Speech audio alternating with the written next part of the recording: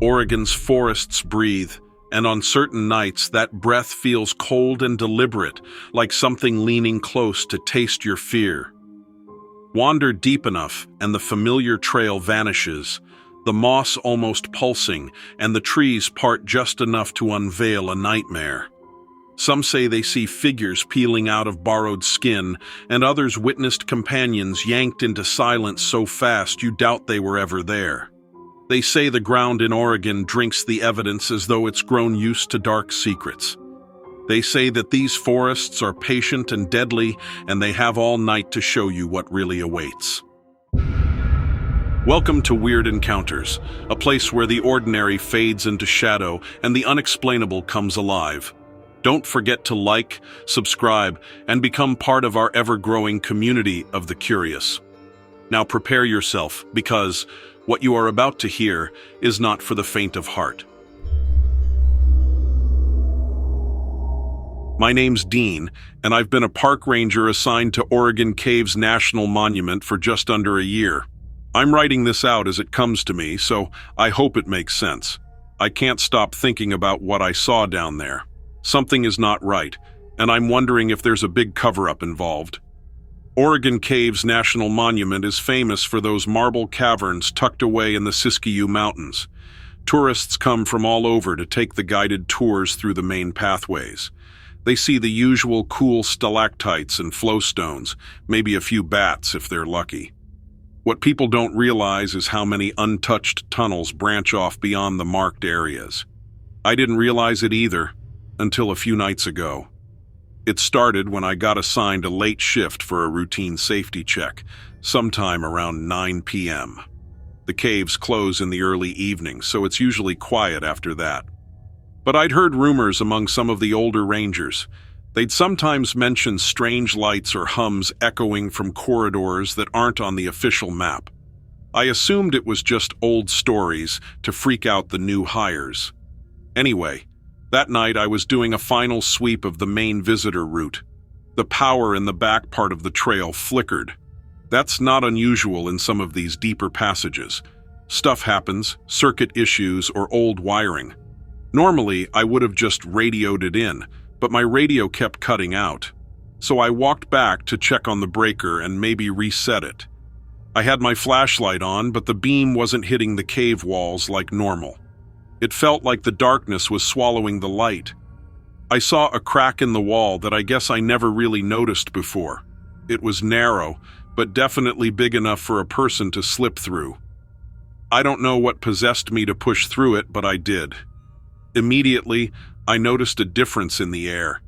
It felt colder, almost damp with this weird, sulfur-like smell.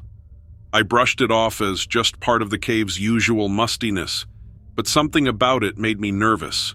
The passage sloped downward, and I found myself in a chamber that was definitely not on any official map I've seen.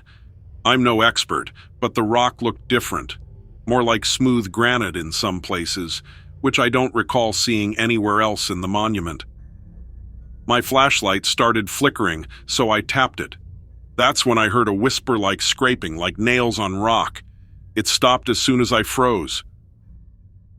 I'm pretty sure I said something out loud, though I can't remember exactly. It was just me, in the dark, with that odd echo swirling around.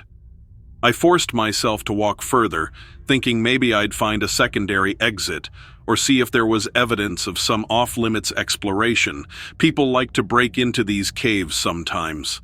The path opened up into a larger cavern. My heart jumped because there was a faint light coming from behind a big rock formation. Not natural light, it looked artificial, like a flickering fluorescent. When I crept closer, I realized it was coming from a narrow gap in the wall, and the source was somewhere behind it. That's when the scraping sound returned, only louder, and it seemed to come from behind me. I whipped around and saw something crouched near the entrance I'd just come through. At first, I thought it was a person, but it was too low to the ground and had a strange posture. Maybe it was an animal, but the shape was all wrong. It looked almost reptilian, but bigger than any reptile I've encountered. Its limbs seemed too long, and I caught a glimpse of something like a reflective glare where eyes would be. It had this grayish, scaly look in the dim light. I remember my mouth going dry. It felt like a dream. It made this guttural hiss, almost like air escaping from a tire. Then it vanished around a bend in the wall, as if it moved on two legs but used its arms for extra support. I was too terrified to chase after it, but I'll never forget how quickly it darted away. I felt my mind reeling with thoughts about lizards, alligators, anything to make sense of it. But nothing I could think of matched what I saw. I wanted to get out of there, but then I remembered the light beyond the rock formation. It wasn't far, and I was already this deep in. I squeezed past the boulders until I found a small opening. On the other side, I came upon a chamber that honestly looked like it had been partially carved or excavated. The floor was smoother than natural rock, almost like it had been poured concrete in some places, and in the corner there was this old generator humming quietly, with a small set of lights mounted to the cave wall. I wasn't sure if it was government property or something else. It sure didn't look like standard NPS gear. The brand on the generator was unfamiliar, and there were crates stacked nearby with labels that had been scratched out. A sense of dread washed over me because this felt wrong, like I was seeing something I was never meant to see. I thought about turning off the generator to get rid of that creepy hum, but I was worried that might alert whoever set it up. Or whatever set it up. I figured I'd heard enough wild rumors about secret tunnels and hidden facilities. Some folks say the government's got labs in these mountain caves, or that the military uses them for who knows what. I used to roll my eyes. Now I'm not so sure.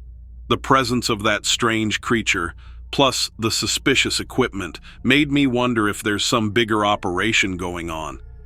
It's not like the National Park Service would casually install unmarked generators in an off-limits chamber.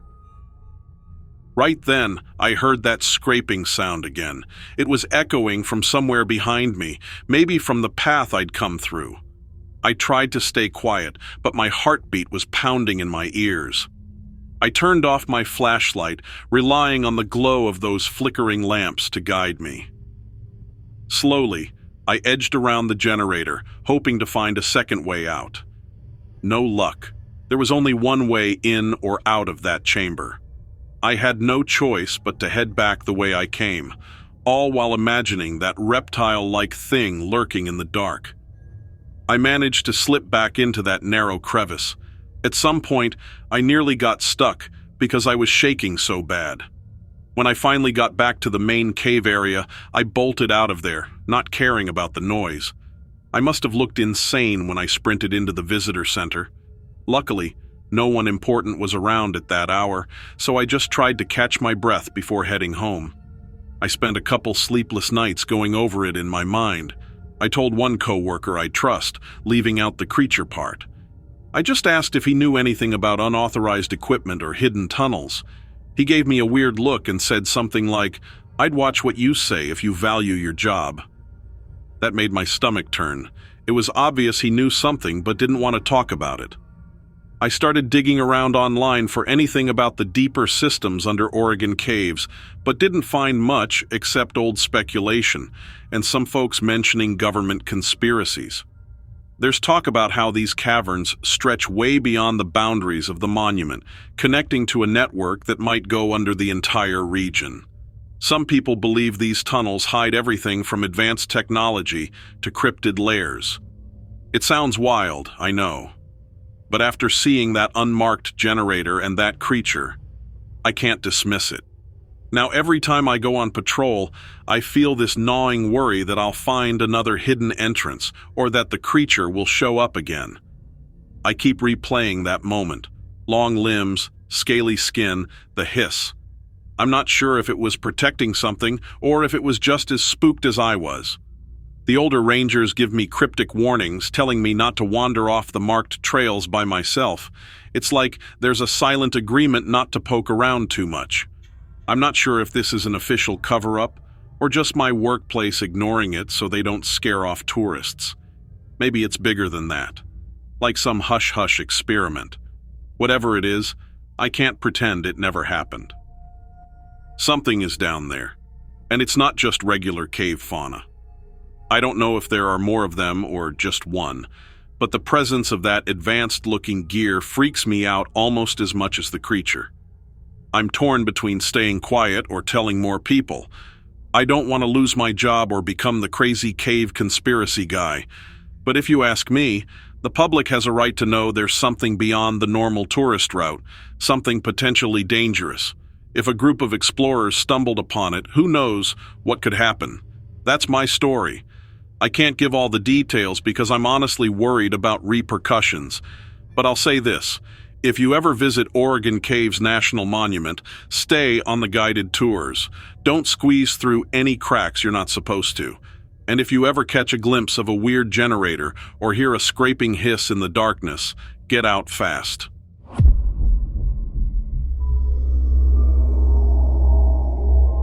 I don't know who else to tell this to.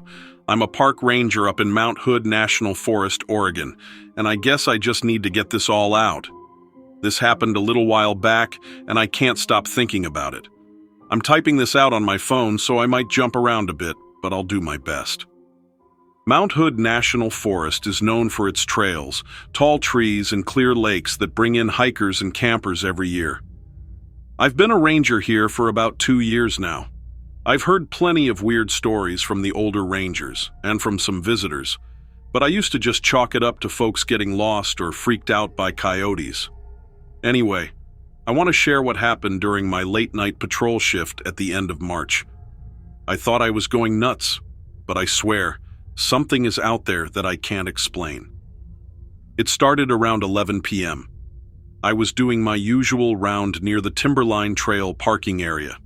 That spot's popular, especially for climbers who camp before tackling Mount Hood in the morning. We try to keep an eye on it because sometimes you get people partying or leaving trash. I was in my truck, rolling by real slow with my high beams on. The light bounced off the tree trunks, and there was this weird smell in the air. At first, I figured it was just a skunk or a dead animal. Nature can be pretty nasty if you're not used to it. But then, the smell got stronger, sort of like damp fur mixed with rotten eggs. I've smelled a lot of stuff out here, but this was different. I got out of the truck to check around, mostly because I was curious if maybe there was a fire pit or garbage that someone left out. The campground was empty at that hour, or at least it should have been. I felt this cold breeze on my neck, even though it wasn't supposed to be that chilly. I remember because I was wearing my thicker jacket, and I still felt a chill. Something in the back of my mind just told me I wasn't alone. I almost laughed it off because I've been out here dozens of times at night, never had a problem. Then I heard a branch snap. Not like a small twig, but something bigger, like a forearm-sized branch. It came from the tree line to my left. The underbrush was thick, so I couldn't see much at first. I pointed my flashlight, but only caught the shadow of something moving behind the trees. I called out, assuming maybe it was a person or a large animal. No answer. Just the crunch of pine needles and a bit of that odd smell. I took a few steps closer and then saw eyes reflecting back at me from between two big trunks. They were higher than I expected, like eye level if it was as tall as me or maybe taller. I thought maybe a big elk, but the color reflection was off. It wasn't that typical yellow shine you see with deer or elk. It was more of a weird greenish glow that made me think of a cat, only bigger. I tried to get a better look, but something told me not to go any closer. I should mention that the flashlight I carry is pretty strong. I could spot a raccoon up in a tree from a decent distance, but no matter how I pointed the beam, I couldn't make out the shape clearly. It looked kind of upright. I know that sounds wild, but it looked like it was standing, not on 4 legs. It was just a silhouette, but I could tell it was big, maybe 7 feet tall or so. The head seemed a bit elongated. Honestly, it reminded me of a big dog or wolf, but standing on 2 legs. I know how crazy that sounds, but there's no other way I can describe it. While I was trying to make sense of that, it darted off in one fluid motion. I say darted because it moved so fast, like faster than any bear I've seen. The underbrush parted, and I heard this heavy panting. Not like a normal animal huffing. It sounded weird, almost like a low, rasping breath. It gave me goosebumps all over. I fumbled to call in on the radio. I wasn't going to say I saw some upright wolf thing, obviously. I just said there might be a large predator near the timberline lot. My supervisor told me to keep watch and that she'd send someone out in the morning to look for tracks. I got back in my truck and started driving down the forest road, shining my brights along the tree line, hoping to catch another glimpse. I guess I was both scared and curious. I've always been the type who wants to see what's really out there. But as I made the next curve, I saw something cross the road about 40 yards ahead. I almost slammed on my brakes. It moved on two legs again, hunched forward, and then leaped into the darkness. The best way I can describe it is like a super tall, muscular figure with a canine-like head. Its arms looked too long, or at least longer than a normal person's. The jump it made across the road was huge, almost clearing the road in a single bound. I got a better whiff of that smell again when I drove past that spot. My heart was pounding so hard I thought I'd have a heart attack. I tried to think of a logical explanation. Maybe it was a sick bear with some weird infection, or I was just tired and seeing things. But you don't mistake a bear for something that looks and moves like that. I ended up driving to a nearby ranger station. It's about a 15-minute drive from that spot. The whole way, I kept checking my mirrors, half expecting to see it sprinting up behind me. When I got to the station, I sat there in the parking lot with the lights on, just feeling numb. I didn't know how to write this up in the incident log. I ended up just writing down possible large predator sighted near timberline trail area, recommended caution. To be real, I was worried people would think I lost my mind. Funny thing, or not so funny, is that the next day, one of the part-time volunteers came to me, talking all nervous. He asked if I heard any weird howling the night before. Apparently, some campers who were setting up at a different site heard deep howls echoing around 1 a.m. That's not normal for coyotes. The volunteer said the campers felt uneasy, like they were being watched. Nobody got hurt, but they left first thing in the morning. I asked some of the older rangers if they've ever seen or heard about any strange animals around Mount Hood. One just kind of gave me a side glance and said, "Son, there's a lot of weird tales in these woods. Some folks around here talk about big hairy creatures or strange shapes. Most of us ignore it because we got jobs to do." Then he dropped it and went back to reading his guidebook. That didn't help me feel any better. It felt like he was hinting he knew something, but didn't want to talk about it. Sometimes I wonder if there's some keep quiet policy about these sightings, like maybe the government or the Forest Service tries to keep weird stories under wraps so people don't freak out. I've heard rumors that go way back. People talk about tunnels under the mountains or secret labs hidden in the woods. I always thought that stuff was made up, like in those old TV shows. But now I'm not so sure. If there was an actual half-wolf, half-human thing roaming around, I imagine someone would want to hide it. Maybe that's why I've had a few rangers privately tell me to just keep it to yourself. I've lost sleep over this. Every time I do night patrol now, I feel like I'm being watched. That smell sometimes seems to linger, though it might just be my imagination. I can't help but recall old stories about shapeshifters or dogman sightings in other parts of the country. I used to think that was stuff you'd only hear around a campfire. But I'm not joking. Whatever I saw was real, and it was dangerous looking. Even the sound of those snapping branches was enough to make me think it could tear through a locked car door if it wanted to. I know this email sounds all over the place, but I'm trying to give you the straight facts. I haven't told my boss the full story. I worry it might affect my job, but I feel like I should warn someone who takes me seriously. I've never seen anything like it, and I've come face to face with bears, cougars, even packs of wolves in other parts of the state. This thing was none of those. It was bigger, faster, and seemed almost too smart. The way it moved felt wrong, like it was toying with me. Right now, I'm keeping my head down, hoping I don't see it again. But a part of me wants to get proof so I can stop doubting myself. I might set up trail cameras near the spot where I first encountered it, though part of me wonders if that's safe. The last thing I want is for more people to wander in there without knowing what's lurking nearby. I guess I'm just trying to be responsible, even though it's tough to explain this to anyone who hasn't seen it. I don't know what I encountered in Mount Hood National Forest that night, but I can't forget it. If anyone else has experienced something similar or has heard stories, I'd appreciate any advice or insight. All I can do is watch my back, keep an eye on the woods, and hope I don't run into whatever that was again.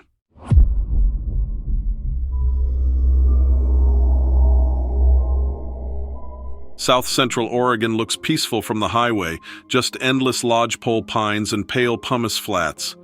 Folks drive past Thompson Reservoir chasing trout or follow the Pacific Crest Trail without ever feeling anything strange. But on that night, deep inside the Fremont Winema, I found something that wasn't supposed to exist. People who slip their skins like coats, and the barefoot child they keep beside them. I was checking a flagged hazard tree near East Bay Campground, about 10 p.m. Thin moon, no wind. My radio popped once, died. Same with my phone. No service in those basalt canyons, so I hiked the half-mile spur by headlamp. A heavy, wet sage smell drifted through the pines, mixed with sour sulfur. Then came the humming.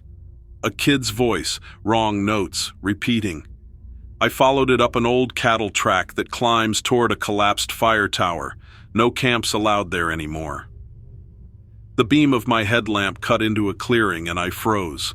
3 adults, regular clothes, dusty like they'd walked forever. Between them, a small boy, barefoot, hair knotted, eyes shining back yellow. He kept that creepy tune going under his breath. I called out if they were lost. The tall man turned and, just for a flash, the skin around his jaw rippled into green-gray scales, then smoothed human again. His eyes stayed slit and yellow. He lifted a hand, slow, inviting. My boots felt glued to the dirt. The woman crouched by the child, her fingers stretched, nails lengthening black, then folded back neat like nothing happened. The shorter man leaned forward, studying me the way a hawk eyes a field mouse. No one spoke aloud, but a voice slid straight into my skull, and it said, "You already serve the land. Step closer." My heart thumped so hard it hurt. My headlamp flickered to strobe, showing them less human each blink. Their necks were too long, jaws unhinged, skin rippling. The humming stopped. The kid hissed with spit dangling. I snapped out of it and turned to run, but the forest floor went soft, spongy and sucking at my boots. A twitching root curled around my ankle, but I yanked free, ripping half the heel. Branches slapped my face and felt like hands were clawing my jacket. Behind me, quick slaps of bare feet and low, raspy breathing. My radio sparked with garbled voices, "Join us! Join us!" in that child tone. Through the trees, I spotted my truck's dome glow. I tumbled downhill, sprained my wrist on a rock. From the cinders, I looked back. The 3 figures at the timber edge, the child now on all fours, eyes burning yellow. The tall one reached out, his palm split down the middle, scales fanning open like petals. I lunged into the cab. The starter only clicked. I beat the wheel till the horn blared. The shriek behind me faltered, like they hated loud noise. Second crank. Nothing. I slammed the high beams and for half a heartbeat saw their real faces. Copper-green snouts, rows of tiny teeth, no lips. The child's mouth gaped wide as a grapefruit. They backed into the dark, shielding their eyes. Engine finally coughed alive. I floored it, fishtailing down the pumice road. Something heavy thumped the tailgate twice. I didn't look back.